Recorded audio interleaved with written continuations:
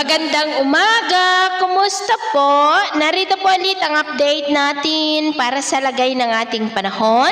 Ngayong umaga po ng October 28, 2025. Sa ngayon po ay opisyal na nagsimula ang amihan season at ito po ay umiihip na dyan sa may extreme northern Luzon. At may shear line naman na umaabot po sa northeast ng Cagayan. Ang shear line ay boundary po yan ng malamig na hanging amihan at mainit na easterlies na nagre-resulta po ng mga pag-uulan. Ang easterlies ay umiihip po ngayon sa silangan ng mainland Luzon at Visayas at may intertropical convergence zone pa rin na nag-extend po sa may Mindanao. At sa atin naman po ang wind map forecast, bago mag-weekend ay may nakikita rito na posibleng sama ng panahon na maaari na mabuo na consistent pa rin ang pinapakita na lalapit yan sa ating bansa at posible na tatawid ito sa ating kalupaan, kaya atin lamang pong babantayan ang development niyan kung matutuloy po o hindi. At ang susunod na bagyo ay tatawagin po sa local name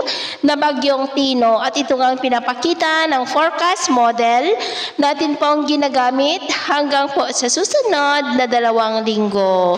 At sa lagay ng ating panahon ngayong madaling araw ay maayos naman po ang panahon sa malaking bahagi ng ating bansa, pero may chance pa rin ng mga isolated rains dyan po sa may Batanes, Babuyan Islands, northeast ng Cagayan, Quezon, Marinduque, Mansalay, Rojas, sa may Palawan at Zamboanga City.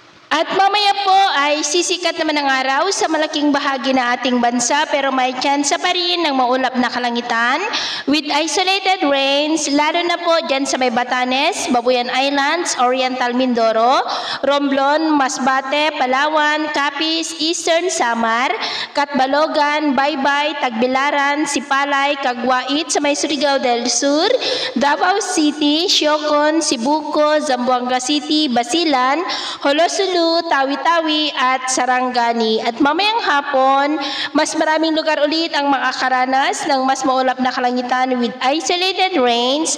Kaya mag-ingat po tayo sa posibleng mga banta po ng mga pagbaha at pagguho ng lupa. At sa atin naman po mga baybayin, dahil po sa amihan ay maalon na po sa mga baybayin ng Batanes, Babuyan Group of Island Seaboard, northeast ng Cagayan, at Ilocos Norte Seaboard ng mga alon ay posible po na aabot hanggang sa 2.1 to 2.5 meters height.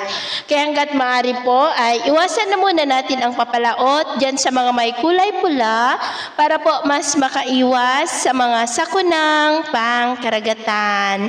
So ito ang latest update natin sa araw na ito. Ako pamuli si James na nagsasabing sa kahit na pagsubok po na darating sa ating buhay, huwag na huwag po tayong mawawalan ng pag-asa. Thank you and God bless!